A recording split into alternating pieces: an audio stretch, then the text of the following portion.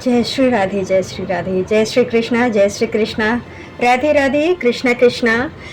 गीता के 6वें अध्याय का 11वां और 12वां श्लोक है। श्रुचो देशो प्रतिष्ठा है, इष्ठा मस्मंतना है, न चितुच्छिता है, न तिनिच्चा है, चैलाजिन कुशेतरम, त्रग्राह मानः कुतवाह, यत चित्तोद्रिक्रियाः, उपविशेषणाः, पूजो गुदम दुगमात्मविधिश्वराय। योग अभ्यास के लिए योगी एकांत स्थान पर जाकर के भूमि पर कुशा बिछा दे और फिर उसे मृगछाला से ढाके तथा ऊपर से मुलायम वस्त्र बिछा दे। आसन न तो बहुत ऊंचा हो न बहुत नीचा, ये पवित्र स्थान में स्थित हो। योगी को चाहिए कि इस पर दृढ़ता पूर्वक बैठ जाए और मन, इंद्रियों तथा कर्मों को वश में करते हुए तथा मन को एक बिंदु पर स्थिर करके हृदय को शुद्ध करने के लिए योग अभ्यास करे। इसका तात्पर्य है, श्री कृष्ण कहते हैं कि पवित्र स्थान तीर्थ स्थान का सूचक है। भारत में योग तथा भक्त अपना घर त्याग करके प्रयाग, मथुरा, वृंदावन, हरिकेश तथा हरिद्वार जैसे पवित्र स्थानों पर वास करते हैं और एकांत स्थान में योग अभ्यास करते हैं, जहां यमुना तथा गंगा जैसी नदियां प्रवाहित होती हैं। किंतु प्राय ऐसा करना सबों के लिए विशेषताएं पश्चितों के लिए संभव नहीं है। बड़े बड़े शहरों की तथा कथित योग समितियां भले ही धन कमा लें, किंतु वे योग के वास्तविक अभ्यास के लिए सर्वथा अनुपयुक्त होती हैं। जिसका मन विचलित है और जो आत्मसंयमी नहीं है, जो आत्मसंयमी नहीं है, वो ध्यान का अभ्यास नहीं कर सकता है। अतः बृहस्पति पुराण में कहा गया है कि कलयुग वर्तमान युग में जब तक कि लोग अल्पजीवी आत्मा साक्षात्कार के बंध तथा चिंताओं से व्यग्र रहते हैं, अवज्ञ प्राप्ति का सर्वश्रेष्ठ माध्यम भगवान के पवित्र नाम का कीर्तन, हरे नरमाहे हरे नरमाहे हरे नरमेवे केवलम कालो न सत्यवाहे न सत्यवाहे न सत्यवाहे गतिरथना था। कलह और दंभ के इस युग में मोक्ष का एकमात्र साधन भगवान के पवित्र नाम का कीर्तन करना है। कोई दूसरा मार्ग नहीं है, कोई दूसरा मार्ग नहीं है, कोई दूसरा मार्ग नहीं है। श्री कृष्ण कहते हैं, समाह करे शोरोग्रीवाह धरात्राचलाह स्थिराह सर्मोच्छाह नासिग्राह स्वाहा दिशाश्च नवलोकम मानाह प्रशांत ममाह विगति ब्रह्मचारित्र वृत्तैः स्थिताः मनः समाह प्रतिज्ञतो मुक्ताः असित मत पत्थराह। योग अभ्यास करने वाले को चाहिए कि वो अपने शरीर, गर्दन तथा सिर को सीधा रखे और नाक के अगले सिरे पर दृढ़ दृष्टि लगाए। इस प्रकार वो अविचलित तथा दमित मन से, भयरहित विषय जीवन से पूर्णतः मुक्त होकर के अपने हृदय में मेरा चिंतन करे और मुझे ही अपना चरम लक्ष्य बनाए। श्री कृष्ण कहते हैं कि जीवन का उद्देश्य कृष्णा को जानना है, जो कि प्रत्येक जीव के हृदय में चतुर्भुज परमात्मा रूप में स्थित है। और योग अभ्यास प्रयोजन विष्णु के इसी अंतर्गामी रूप को खोज करने तथा देखने के अतिरिक्त और कुछ नहीं है। और अंतर्यामी विष्णु मूर्ति प्रत्येक व्यक्ति के हृदय में निवास करने वाले कृष्ण का स्वयं रूप है, जो कि इस विष्णु मूर्ति की अनुभूति करने के अतिरिक्त किसी अन्य कपट योग में लगा रहता है। वो निसंदेह अपने समय का अव्यापन करता है। कृष्ण के जीवन के पास परम लक्ष्य है और प्रत्येक हृदय में स्थित विष्णु मूर्ति की योग अभ्यास का लक्ष्य है। हृदय के भीतर इसी विष्णु मूर्ति की अनुभूति प्राप्त करने के लिए ब्रह्मव्रत अनिवार्य है। अतः मनुष्य को चाहिए कि घर छोड़ दे और किसी एकांत स्थान में बताई गई विधि से आसीन हो करके रहे और नित्य कृत्य घर में या अन्य यात्रा मैथुन भोग करते हुए और तथाकथित योग की कक्षा में अपने मंत्र से कोई योगी नहीं हो जाता है। उसे मन को संयमित करने का अभ्यास करना होता है और सभी प्रकार की इंद्रिय तृप्ति से, जिसमें मैथुन जीवन मुख्य है, वचन होता है। महान ऋषि याज्ञवल्क्य ने ब्रह्मचार्य के नियमों में बताया है, कर्मणाः मानसाः वाचाः सर्वविद्यासु सर्वदा सर्वत्र मैथुन त्यागो ब्रह्मचार्याः प्रचते। सभी कलाओं में, सभी अवस्थाओं में तथा सभी स्थानों में मानसा वाचा कर्मणा मैथुन भोग से पूर्णताय दूर रहने में सहायता करना ही ब्रह्मचार्य व्रत का लक्ष्य है। मैथुन में व्रत रह करके योग अभ्यास नहीं किया जा सकता। इसीलिए बचपन से जब मैथुन का कोई ज्ञान भी नहीं होता है, ब्रह्मचार्य की शिक्षा दी जाती है। 5 वर्ष की आयु में बच्चों को गुरुकुल भेजा जाता है, जहां गुरु उन्हें ब्रह्मचारी बनने के दृढ़ नियमों को शिक्षा देते हैं। ऐसे अभ्यास के बिना किसी भी योगी में उन्नति नहीं की जा सकती, चाहे वो ध्यान हो या कि ज्ञान हो या भक्ति। किंतु जो व्यक्ति विवाहित जीवन के विधि विधानों का पालन करता है और अपनी ही पत्नी से मैथुन संबंध रखता है, वो भी ब्रह्मचारी कहलाता है। ऐसे सर्व संयमशील गृहस्थ ब्रह्मचारी को भक्ति संप्रदाय में स्वीकार किया जा सकता है, किंतु ज्ञान तथा ध्यान संप्रदाय वाले ऐसे गृहस्थ ब्रह्मचारी को भी प्रवेश नहीं देते हैं। उनके लिए पूर्ण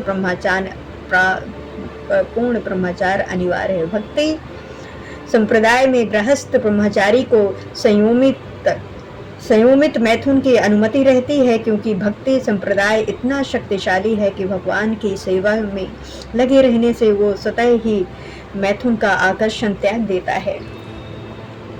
विषाह विनम्रताः निराशाः देहिनी रस वर्जस रसो व्यसाह परह दृढ़ निवर्तते।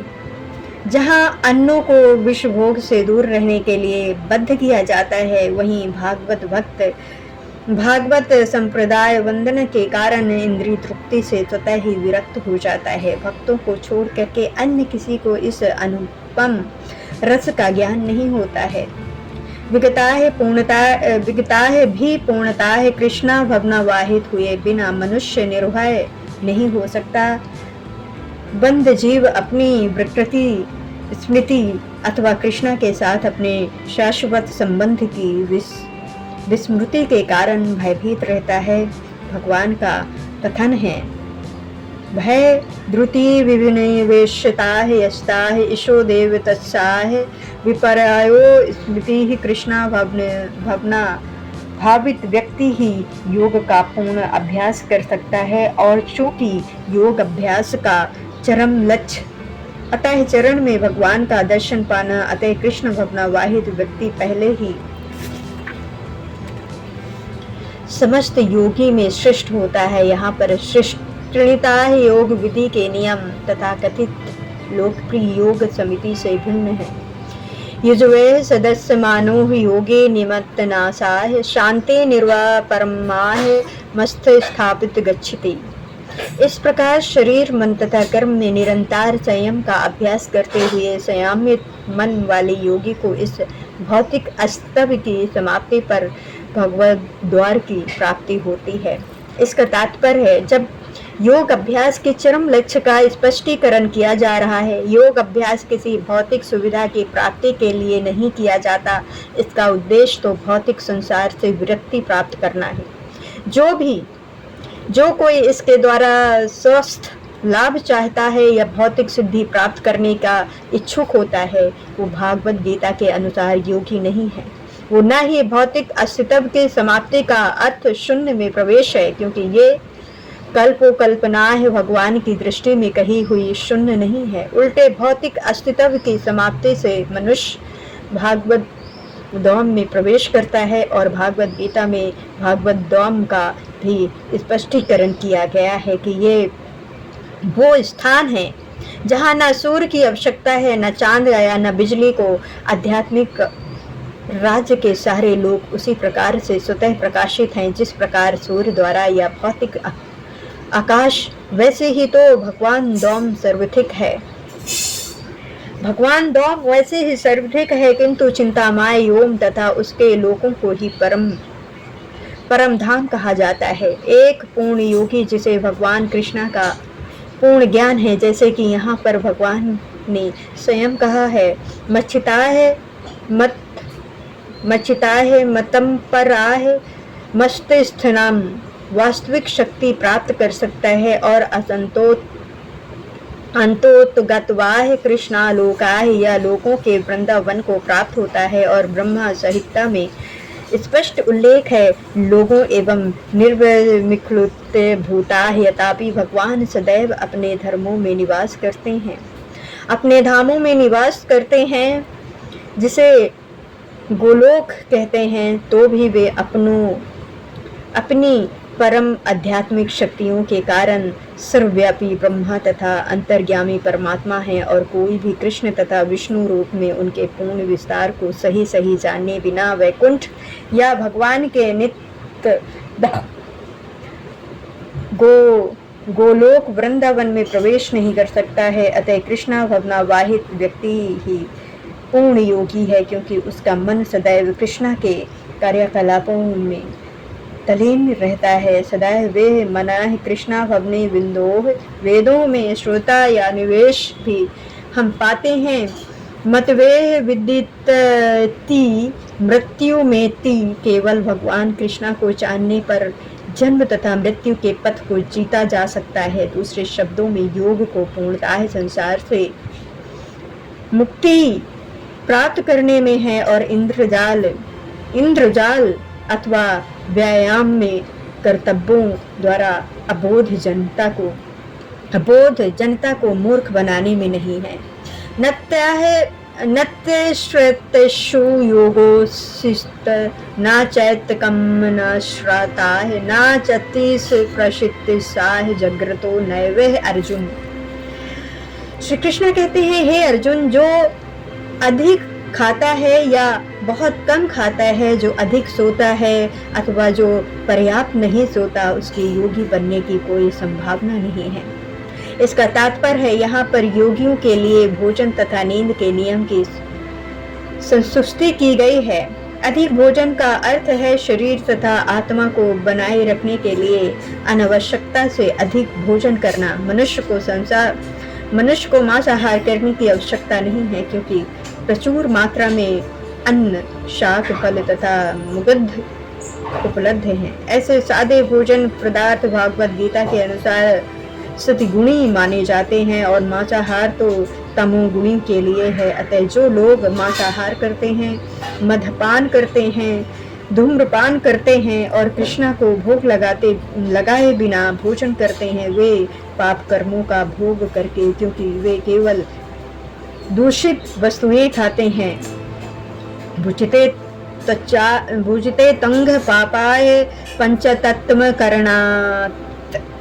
तो व्यक्ति इंद्रिय सुख के लिए खाता है या अपने लिए भोजन बनाता है, किंतु कृष्णा को भोजन अर्पित नहीं करता है, वो केवल पाप खाता है। जो पाप खाता है और नियम मात्र से अधिक भोजन करता है, वो पूर्ण योग का पालन नहीं कर सकता है। सबसे उत्तम यही है कि कृष्णा को अर्पित भोजन के उच्छिष्ट भोग को ही खाया जाए। कृष्णा भवना वाहित व्यक्ति कभी भी ऐसा भोजन नहीं करता जो इससे पूर्ण कृष्णा को अर्पित न किया गया हो। अतः केवल कृष्णा भवना वाहित व्यक्ति ही योग अभ्यास में पूर्णता प्राप्त कर सकता है। न ऐसी भक्ति कभी योग का अभ्यास कर सकता है जो प्रतिमाह उपवास की अपनी विधियां निकाल करके भोजन नहीं करता है। कृष्ण भावनावाहित व्यक्ति शास्त्रों द्वारा अनुमोदित उपवास करता है, न तो वो आवश्यकता से अधिक उपवास रखता है, न ही अधिक खाता है। इस प्रकार वो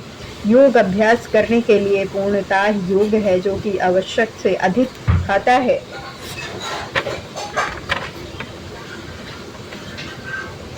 वो सोते समय अनेक सपने देखेगा, अतः आवश्यकता से अधिक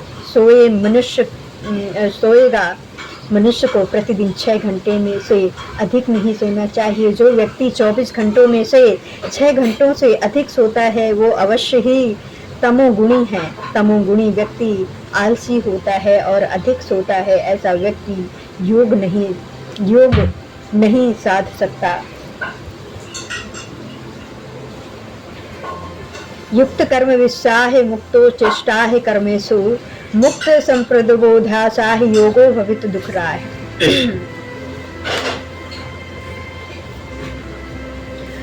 जो खाने सोने आमोद प्रमोद तथा काम करने की आदतों में नियमित रहता है वो योग अभ्यास द्वारा समस्त भौतिक कलेशों को नष्ट कर सकता है।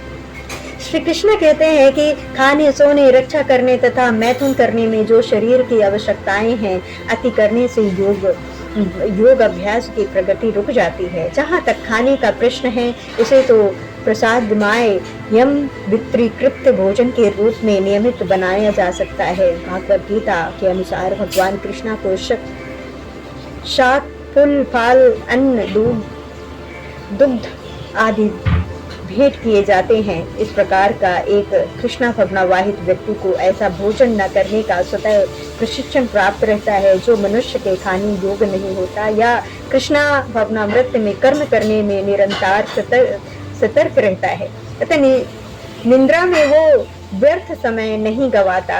अथवा कलंतात्मा कृष्णा भावनावाहित व्यक्ति अपना 1 मिनट का समय भी भगवान की सेवा के बिना नहीं बिताना चाहता, अतः वो कम से कम सोता है। इसके आदर्श श्रील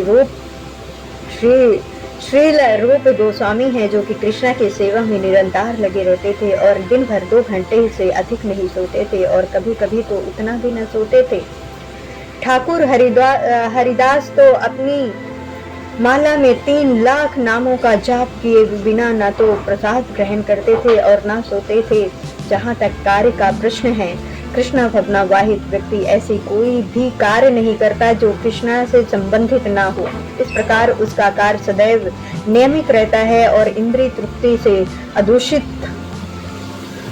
जो कि कृष्णा भावनावाहित व्यक्ति के लिए इंद्रिय तृप्ति का प्रश्न ही नहीं उठता है, अतः उसे तनिक भी भौतिक आवश्यक नहीं मिलता है, जो कि वो अपने कार्य वचन इंद्रिय जागृति तथा अन्य सारे शरीर कर्मों में नियमित रहता है, अतः उसे कोई भौतिक दुख नहीं होता है। कोई भौतिक दुख उसे सताता ही नहीं है। यथा विनीता है चिंता मत वेदिष्ठतये निष्प्रभ्राह सर्व कर्मे भो मुक्ताः इतुच्छिताः।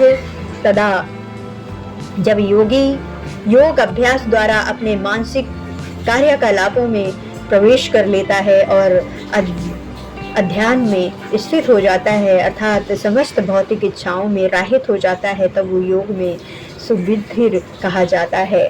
इसका तात्पर्य है, साधारण मनुष्य की तुलना में योगी के कर्मों में ये विशेषता होती है कि वो समस्त भौतिक इच्छाओं से मुक्त रहता है, जिनमें मैथुन प्रमुख है। एक पूर्ण योगी अपने मानसिक कर्मों में इतना अनुशासित होता है कि उसे कोई भी भौतिक इच्छा विचलित नहीं कर सकती है। ये सिद्ध अवस्था कृष्ण भावनावाहित व्यक्तियों द्वारा स्वतः प्राप्त हो जाती है, जैसे कि श्रीमद् भागवत गीता में कहा गया है। श्रीमद् भागवत गीता में कहा गया है, सा वै माना है कृष्णा दरविंदयोचिषाः वैकुंठ गुणानुविरणाः करो करविंद पुनर्जन्मदेशु श्रुतिः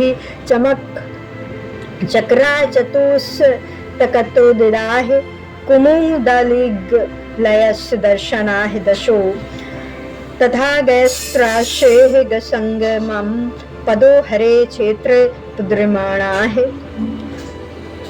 प्रद्मणाः शिरो हर्षिकेशादिम्भितदानाः कर्म चा दशना तु कर्मबन्धाः योगो कलेश जनाश्राय रति। राजा अम्बरीश ने अपने सर्वप्रथम अपने मन को भगवान के चरण कमलों पर स्थित कर दिया। फिर क्रमशः अपनी वाणी को कृष्ण के गुण नुवंद में लगाया। हाथों को भगवान के मंदिर को स्वच्छ करने, कानों को भगवान के क्रियाकलापों को सुनने, आंखों को भगवान के दिव्य रूप का दर्शन करने, शरीर को अन्य भक्तों के शरीरों का स्पर्श करने तथा घ्राणेन्द्रियों को भगवान पर चढ़ाए गए कमल पुष्प की सुगंध सूंघने, जीभ को भगवान के चरण कमलों पर चढ़ाए गए तुलसी पत्रों का स्वाद लेने, जीव को तीर्थ यात्रा करने तथा भगवान के मंदिर तक जाने, सिर को भगवान को प्रणाम करने तथा अपनी इच्छाओं को भगवान की इच्छा पूरी करने में लगा दिया। ये सारे दिव्य कार्य शुद्ध भक्त के सर्वथा अनुरूप हैं। निर्विशेषवादियों के लिए ये दिव्य व्यवस्था अनिवार्य हो सकती है, किंतु कृष्ण भवनावाहिक व्यक्ति के लिए ये अत्यंत सुगम और व्यवहारिक है। जैसे कि महाराजा अम्बरीश की उपस्थिति पूर्ण जीवनचर्या से स्पष्ट हो जाता है, जब तक कि वो निरंतर